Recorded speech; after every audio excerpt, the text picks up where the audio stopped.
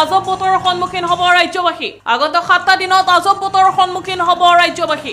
আৰু ইতিমধ্যে ৰাজ্যত ইয়েলো এলাৰ্ট জাৰি কৰিছে ঘূৰ্ণীবতাহ মিছাঙৰ বাবে দেশৰ বিভিন্ন প্ৰান্তত হৈছে বৰষুণ প্ৰচণ্ড শীত পৰাৰ পূৰ্ণ সম্ভাৱনা এতিয়া ৰাজ্যত আৰু বতৰ বিজ্ঞান কেন্দ্ৰই সতৰ্কবাণী জাৰি কৰা পৰিলক্ষিত হৈছে আৰু আজব বতৰৰ সন্মুখীন হ'ব পাৰে ৰাজ্যবাসী আৰু পুৱাৰে পৰা গুৱাহাটীকে কেন্দ্ৰ কৰি বিভিন্ন প্ৰান্তত বৰষুণ অব্যাহত আছে প্ৰচণ্ড শীত পৰাৰ এতিয়া পূৰ্ণ সম্ভাৱনা দেখিবলৈ পোৱা গৈছে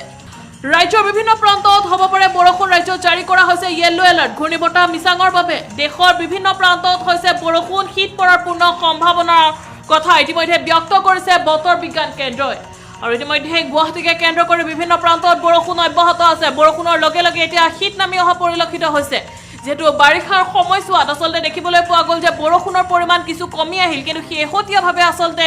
দেখিবলৈ পোৱা গৈছে এই সময়ছোৱাত এতিয়া বৰষুণ হোৱা পৰিলক্ষিত হৈছে তাৰ পাছতে এতিয়া বতৰ বিজ্ঞান কেন্দ্ৰই